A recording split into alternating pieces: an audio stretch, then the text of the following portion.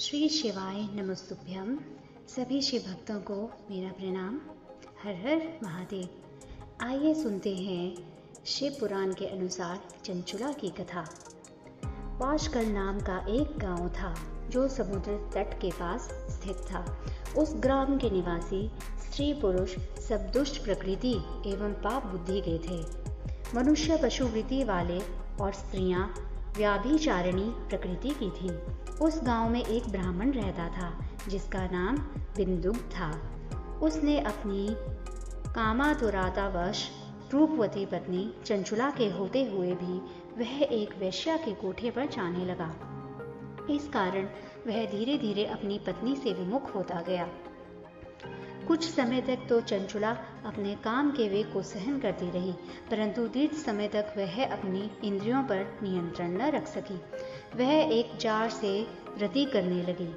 एक दिन बिंदुक ने अपनी पति चंचुला को परपुरुष के साथ रमण करते पकड़ लिया। वह क्रोध से भर गया।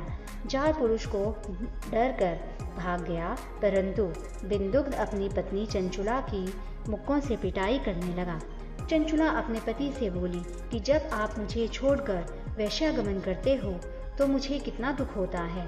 कभी आपको इसका अनुमान लगा है मैं अपनी काम वासना को दीर्घकाल तक किस प्रकार दबाए रख सकती हूँ। पत्नी की बात सुनकर दुर्बुद्धि बिंदुक ने कहा, प्रिय, तुम ठीक कहती हो। तुम निर्भय होकर जार पुरुषों के साथ विहार कर सकती हो, परंतु उसके बदले में उनसे धन कमाओ।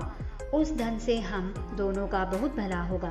चंचुला ने पति की आज्ञा को मान लिया और पति पत्नी दोनों को कर्म के मार्ग पर चलने लगे। समय आने पर चंचुला ने पति बिंदुक की मृत्यु हो गई। वह नरक लोक में अनेक दुख भोगकर पिशाच योनि में पैदा हुआ। अचानक इसके बाद चंचुला भ्रमण करती हुई गोकर्ण क्षेत्र में पहुंची। वहां उसने मंदिर में एक पंडित जी को शिव पुराण कथा सुनाते हुए देखा। वह दत्तचित होकर कथा सुनने लगी। उसने कथा में जार पुरुषों में आसक्त स्त्रियों के दुष्परिणाम नरक भोग की व्यथाजनक बात सुनी तो वह कांपने लगी। कथा के समाप्त हो जाने पर जब सब लोग चले गए, उसके बाद चंचुला कथावाचक ब्राह्मण के चरणों में सिर रखकर बिलखने लगी। ब्राह्मण द्वारा पूछने पर उसने अपनी सारी कथा सुना डाली और पश्चाताप करती हुई अपने उद्धार का उपाय पूछने लगी। ब्राह्मण ने कहा कि जिस शिव पुराण की कथा को सुनकर तुम्हारे हृदय में विवेक पैदा हुआ है, उसी पुराण को प्रतिदिन सुनने से तुम्हारा उद्धार हो सकता है। जिस तरह निर्मल दर्पण में सही प्रतिबिंब दिखाई देता है, उसी तरह शिव पुराण को सुनने से चित्त में अंबिका सहित भगवान शिव का साक्षात्कार हो जाता है। शिव जी की कथा सुनने और मनन करने से चित्त की शुद्धि तथा गणेश एवं कार्तिकेय सहित शिव जी की भक्ति प्राप्त होती है।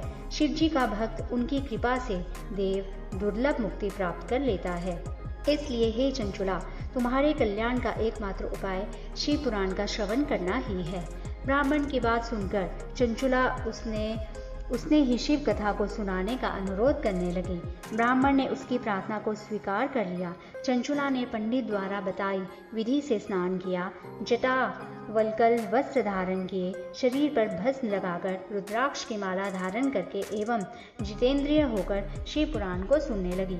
इस प्रकार शिव जी के ध्यान में मगन रहकर चंचुला ने समय आने पर शरीर का त्याग किया और शिवलोक में पहुंचकर उमा सहित भगवान शंकर के साक्षात दर्शन किए।